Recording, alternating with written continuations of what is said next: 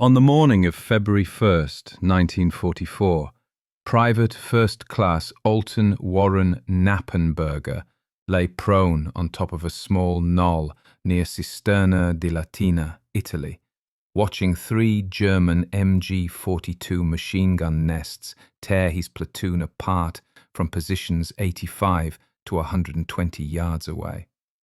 The BAR M1918A2 in his hands weighed 11 kilograms loaded, 20 rounds left in the magazine. His uniform had 3 fresh bullet holes from rounds that missed him by inches. The wooden stock had a splintered groove where a 7.92mm round struck it instead of his face. He had been on that knoll for 90 minutes, alone, in the most exposed position on the battlefield. Every German gun within 300 yards was now firing at him. Doctrine said, seek cover, stay low, don't expose yourself. Alton Knappenberger did the opposite.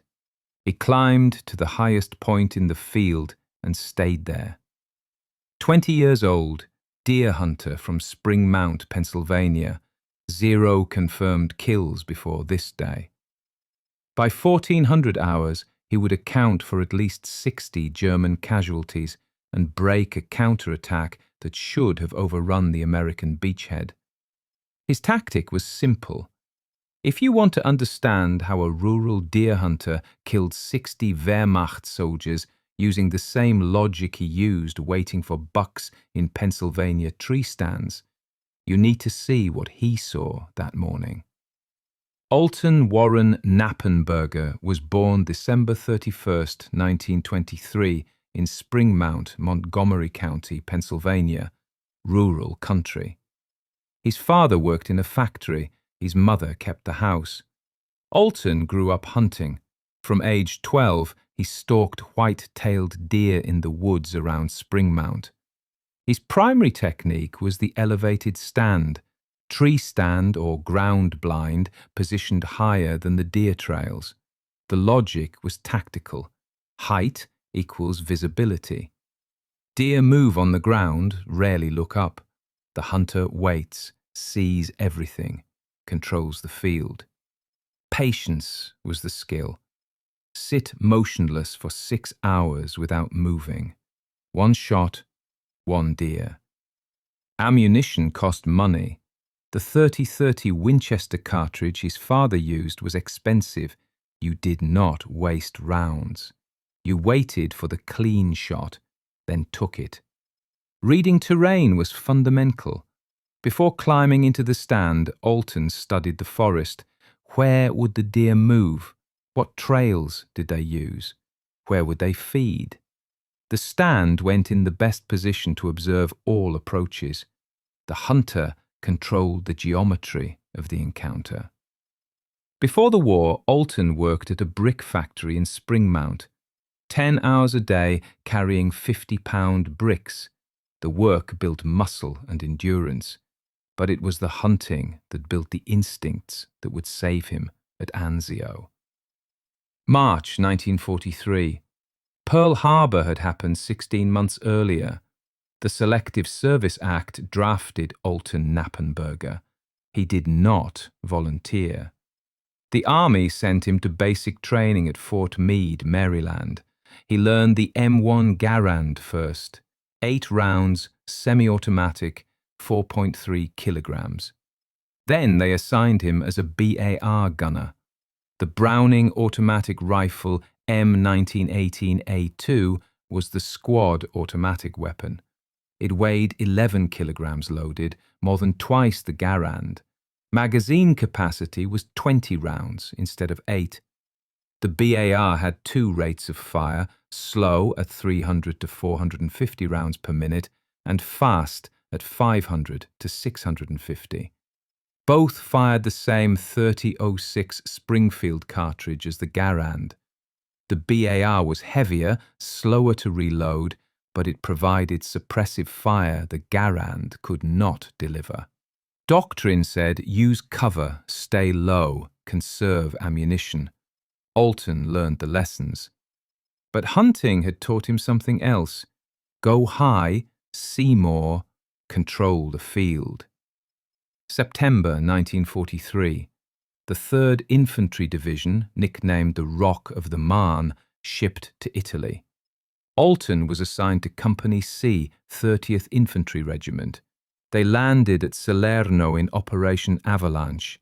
4 months of fighting followed before Anzio, the Volturno River, the approaches to Monte Cassino. Alton performed his duties, carried the BAR, fired when ordered, kept his head down. His platoon nickname was Nappy. He did not stand out. No awards, no commendations, no mentions for exceptional bravery. Just another rifleman in a rifle company. January 22nd, 1944. Operation Shingle. The Allies landed at Anzio and Nettuno, 50 kilometers south of Rome. The objective was to outflank the German Gustav Line and open the road to Rome. The landing caught the Germans by surprise, but General John P. Lucas hesitated. Instead of advancing immediately toward Rome, he consolidated the beachhead. That hesitation gave Field Marshal Albert Kesselring time to react. Within 48 hours, German reinforcements surrounded the beachhead. Elite units. The Hermann Göring Panzer Division, the 3rd Panzergrenadier Division, battle-hardened troops who had fought in North Africa and Sicily. By January 30th, the Allies were trapped in a perimeter 15 kilometers deep and 25 kilometers wide. The Germans began counterattacking to push the Allies back into the sea. January 30th and 31st. The Battle of Cisterna. The US Rangers attempted to break through German lines and take the town of Cisterna di Latina, a strategic crossroads 15 kilometers inland. The attack failed catastrophically. Derby's Rangers were surrounded, 761 men killed or captured. The 3rd Infantry Division could not break through to relieve them. By February 1st, the Germans were preparing a major counterattack. The plan was to split the beachhead and destroy the Allied forces piecemeal. Company C received orders on the evening of January 31st. Reconnaissance patrol near Cisterna identified German positions before the expected counterattack. Alton Knappenberger packed 6 magazines for his BAR, 120 rounds. At 11:30 on February 1st, the patrol moved out. February 1st, 1944, 11:30 hours. Company C moved in a dispersed line across open farmland near Cisterna, 30 to 40 men advancing slowly. The terrain was flat agricultural fields, recently harvested wheat, stubble 10 to 15 centimeters high, no trees, minimal cover, just shallow depressions in the ground, natural folds in the earth barely 30 centimeters deep. The soil was semi-frozen. February in central Italy, temperatures around 5 degrees Celsius. The patrol objective was simple: move 300 meters forward, identify German positions, withdraw. Alton walked on the right flank of the line, BAR in his hands. His hunter's eyes scanned the field constantly. Something felt wrong. The field was too open. Where were the Germans? 11:45 hours, the first MG42 opened fire. The sound was unmistakable. A high-pitched ripping sound, 1,200 rounds per minute, like an electric saw cutting through wood. The German machine gun fired from a camouflaged position ahead. The first burst killed 3 Americans instantly. The rest of the patrol dove for cover, but there was no real cover, just shallow depressions that barely concealed a prone man. Then the second MG42 opened fire from the left, then the third from the right. The patrol was caught in a perfect crossfire, pinned, unable to advance or retreat. Every movement drew fire. The lieutenant yelled orders, but no one could move. The MG42s fired in alternating bursts, 5 to 7 seconds of fire, 3 to 4 seconds to change barrels or reload, then fire again. Constant pressure. 5 more men were hit in the first 15 minutes. One tried to crawl to a wounded man. The MG42 fired. He retreated. The patrol was immobilized.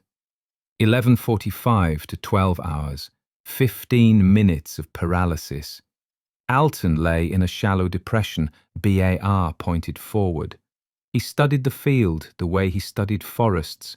The MG42 positions were not directly visible, but he could detect their locations.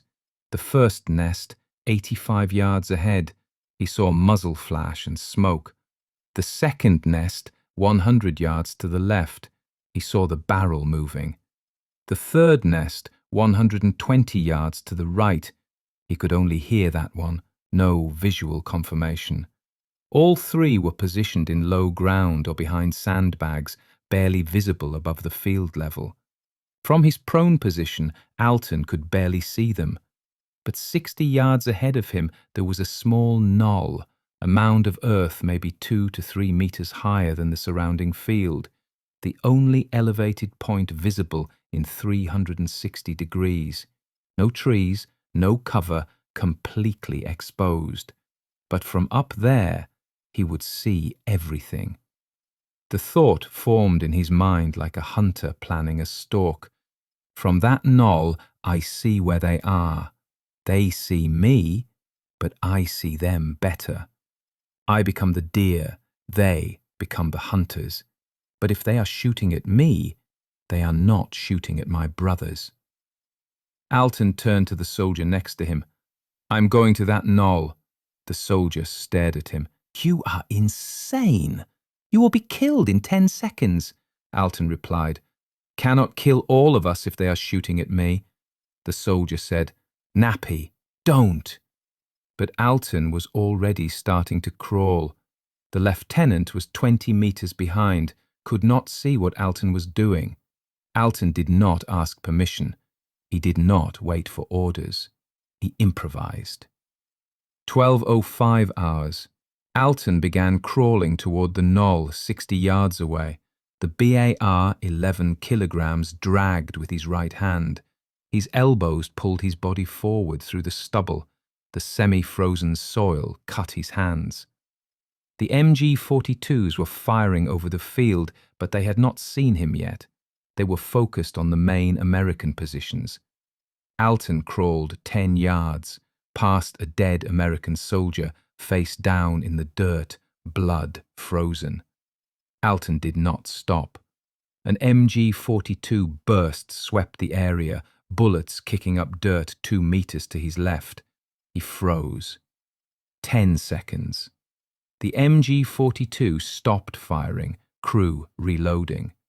Alton continued. 30 yards.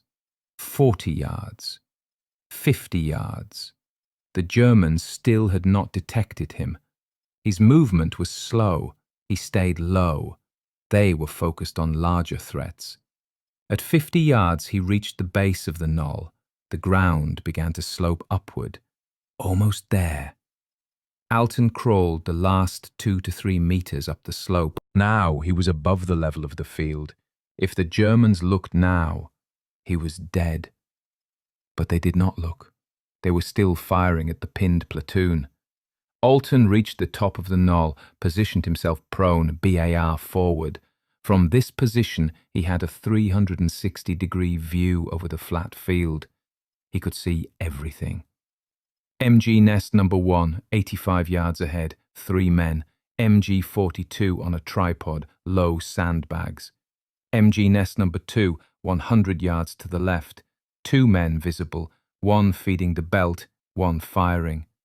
MG nest number 3, 120 yards to the right, only the barrel visible, position heavily camouflaged. Behind him, 30 American soldiers pinned across 150 meters of front. Alton made his tactical decision. Engage the closest target first, MG nest number 1, 85 yards. He switched the BAR selector to slow, 300 to 450 rounds per minute, More control, less wasted ammunition. 12:10 hours. Alton aimed at the MG42 gunner in nest number 1, controlled his breathing, held it, squeezed the trigger. The BAR fired 4 rounds in 1 second. Put, put, put, put. The gunner fell backward. The second crewman, the ammunition feeder, turned to see what happened. Alton fired again, 3 rounds. The second crewman fell. The third man ran. MG42 number 1 was silenced. The Germans in the other positions saw the shooting. They searched for the source. 5 seconds later, they identified Alton on the knoll. Both remaining MG42 swung toward him, a storm of bullets. The 7.92mm rounds snapped through the air around Alton with supersonic cracks. Bullets struck the ground near him, kicked up dirt, ricocheted off rocks. One round passed 6 inches from his head. Another tore through his uniform sleeve, ripping the fabric, but not touching skin.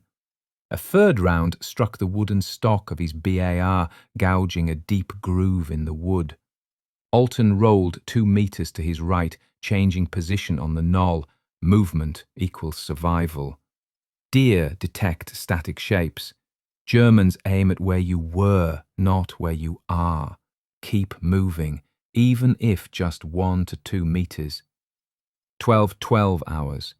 2 German grenadiers advanced from the left, moving in tactical bounds, crouched runs, 5 to 10 meters, then drop, then run again.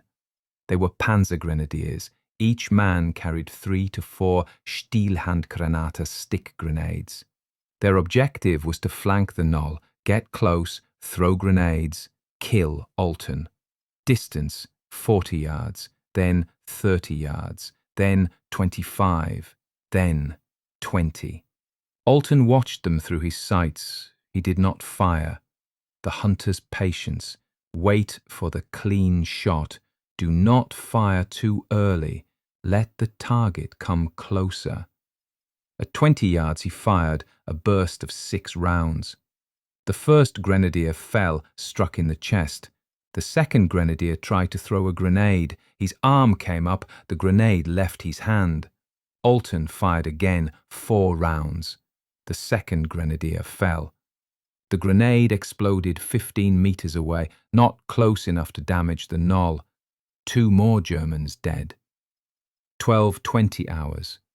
MG42 nest number 2, 100 yards to the left, was still active. The crew was firing bursts at the knoll. Alton switched the BAR selector to fast, 500 to 650 rounds per minute.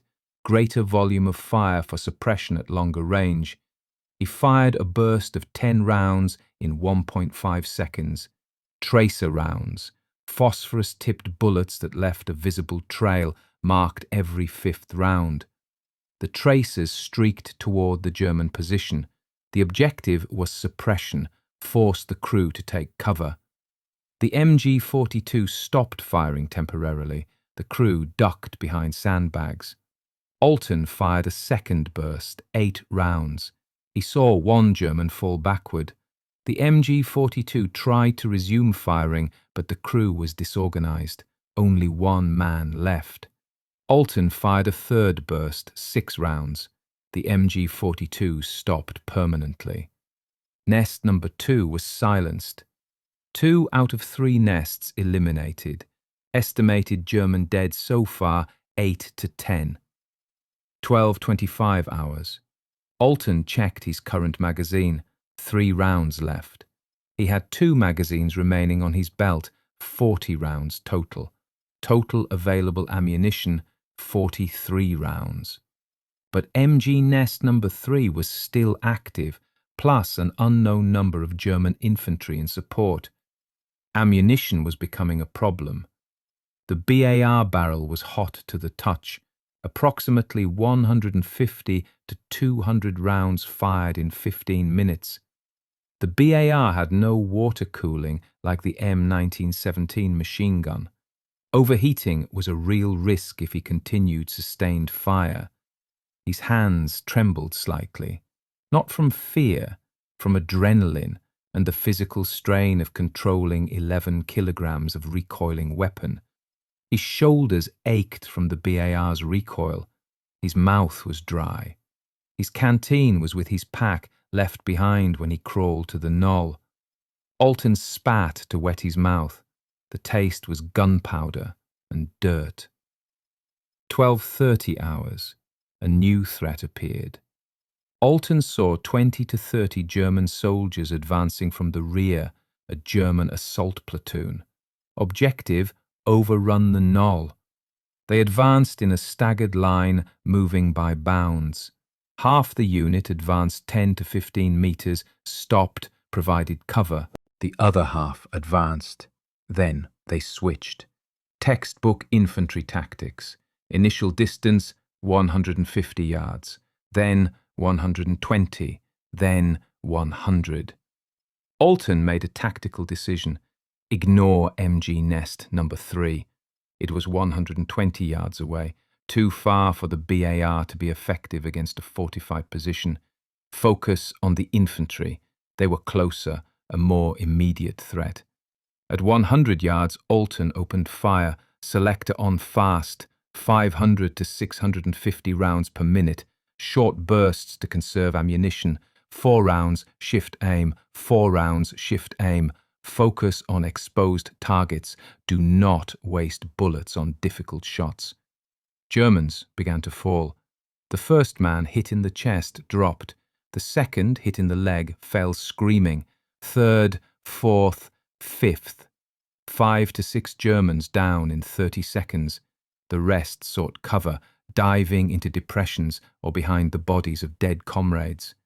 At 80 yards, Alton continued firing. Any movement drew a burst of 3 to 4 rounds. A German raised his head to look. Burst. He fell. Another tried to crawl forward. Burst. He fell. 4 to 5 more Germans down.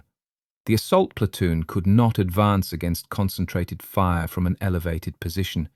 A German officer heard shouting in German, ordered a temporary withdrawal. The assault platoon retreated. Estimated German casualties in this engagement, 10 to 12.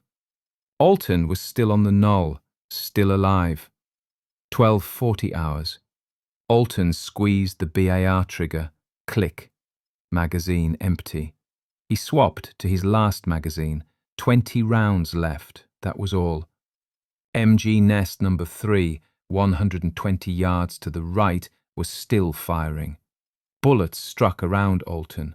1 round hit 6 inches to his left, the impact described in the official Medal of Honor citation. Another round struck the BAR stock, splintering wood. Another tore through his uniform sleeve, ripping fabric but not breaking skin. 20 rounds remaining. MG Nest number 3 still active. The Germans could send another assault platoon at any moment. I need more ammunition, now. Alton identified a dead American soldier 15 yards below the knoll, the same soldier he had passed during his initial crawl. The dead man had an M1 Garand and a cartridge belt. Alton had a choice: descend the knoll into full exposure or stay and run out of ammunition when the Germans attacked again. Certain risk now versus certain death later. He chose to move. 12:43 hours. Alton began crawling down the knoll toward the body 15 yards away. The German MG42 detected movement, opened fire. Bullets tore up the ground around him. At 5 yards, a German grenade exploded 5 meters to his right. The shockwave, dirt in his face. He continued crawling. At 10 yards, an MG42 burst past centimeters above him. At 15 yards, he reached the body. He turned the dead soldier over, searched for BAR magazines. None. The soldier had an M1 Garand, not a BAR. The Garand used en-bloc clips, 8 rounds each. The BAR used 20-round box magazines. Same ammunition, 30-06 Springfield, but different feed systems. Alton would have to manually empty the Garand clips and reload his BAR magazines by hand, under fire. He removed the cartridge belt from the corpse, 6 clips, 48 cartridges total. The MG42 continued firing. Alton's hands were shaking from adrenaline and incoming fire. He grabbed the first clip, ejected 8 cartridges into his palm, picked up an empty BAR magazine, began inserting rounds one by one. 1, 2, 3, 4, 5, 6, 7, 8. Grabbed the second clip, 9, 10, 11, 12, 13, 14, 15, 16. His hands were shaking too badly to load all 20. He managed 16 rounds. An MG42 burst cracked nearby. Fuck it, good enough. He shoved the remaining clips into his pocket, about 32 rounds. Crawled back up the knoll. 12:46 hours. Alton was back at the top, magazine loaded with 16 rounds, plus approximately 32 more rounds in loose clips in his pocket, total 48 rounds. 1300 to 1400 hours. The pattern repeated. Germans attempted to flank. Alton fired. Germans retreated. Every 15 to 20 minutes, a new German attempt. At 13:20 hours, MG Nest number 3 finally went silent. The crew either evacuated or died. The record does not specify which. Alton reloaded his magazines 3 more times using the Garand clips. Each reload took 2 to 3 minutes. Dangerous, exposed, but necessary. Estimated total rounds fired over 2 hours, 200 to 250. Alton lost count of how many Germans he killed. His focus was survival, not scorekeeping. 1400 hours. The American platoon, pinned for over 2 hours, was finally able to move. With the MG42 nests silenced, soldiers advanced or retreated to safer positions. Some moved forward to consolidate terrain. Others fell back with the wounded. An officer, probably the lieutenant, shouted toward the knoll, "Nappy, get down here!" Alton fired his last rounds, then descended from the knoll. He walked back toward American lines. His uniform had 3 bullet holes. The BAR stock was splintered. The barrel was still hot. Soldiers looked at him in silence. Someone said, "You held them for 2 hours. Alone." Alton did not respond. Exhaustion. A medic checked him for wounds. Nothing, not a scratch. Miracle, luck, or constant movement? Impossible to know. Days later, intelligence officers returned to the field near the knoll. They counted German bodies. In front of the knoll, approximately 20 to 25 corpses. In the surrounding area, MG nests and approaches, approximately 35 to 40 bodies or evidence of wounded evacuated by the Germans. Total, approximately 60 casualties, confirmed dead, plus seriously wounded evacuated. Distribution primarily in a 180-degree arc in front of the knoll. MG nest number 1, 85 yards, 3 dead. MG nest number 2, 100 yards, 2 to 4 dead. 2 grenadiers, 2 dead. Assault platoon, 10 to 12 dead or wounded. Other engagements, 20 to 30 dead or wounded. The divisional commander, Major General Lucian Truscott of the 3rd Infantry Division, called Alton Knappenberger a one-man army. Recommendation for the Medal of Honor was immediate. February through May 1944, Alton continued in combat after Anzio. The 3rd Infantry Division fought to break out of the beachhead. May 23rd, Operation Diadem, the breakout succeeded. June 4th, Rome was liberated. Alton entered Rome with the 3rd Infantry Division. On May 26, 1944, the Medal of Honor was awarded. The official citation was read. It described Alton positioning himself on an exposed knoll, enemy fire striking within 6 inches of him, crawling 15 yards under fire to obtain rifle clips from a fallen comrade, single-handedly breaking up the enemy attack for more than 2 hours. Alton was 20 years old, had seen 5 months of combat. This was the first and only action for which he was recognized. After the ceremony, Alton was sent back to the United States. He participated in the War Bonds tour, telling his story to sell war bonds. This was standard procedure for Medal of Honor recipients. Did doctrine change? Not officially. Army field manuals still taught use cover, stay low, but the story of Alton Knappenberger was taught at infantry school at Fort Benning as an example of adaptation to terrain, using disadvantages as advantages. Exposure equals visibility equals control. Initiative when command is paralyzed. The lesson: doctrine is a guide, not an absolute law. Terrain plus situation overrides the manual. Alton's decision was against doctrine, but tactically brilliant for that specific terrain. 1945 to 2008. Alton returned to Pennsylvania. He worked as a truck driver, then as a supervisor of an asphalt paving crew. He avoided the spotlight, rarely spoke about the war. He married, had children, grandchildren. He taught his children and grandchildren hunting and fishing, passing on the civilian skills that saved him in combat. Personal characteristics: quiet, humble, just did my job.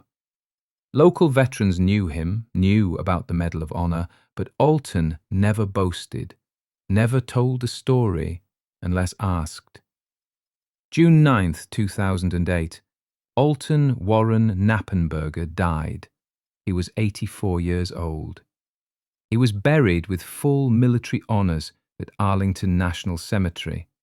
His headstone is simple: name, rank, Private First Class, Medal of Honor. No mention of 60 Germans, no mention of 2 hours on the knoll. Somewhere near Cisterna di Latina, there is a flat field with a small knoll, 2 to 3 meters of elevation, nothing more. On February 1st, 1944, that knoll was the most dangerous point in 10 square kilometers. Alton Warren Knappenberger, 20 years old, deer hunter from Spring Mount, Pennsylvania, climbed that knoll. He climbed the way a hunter climbs into a tree stand.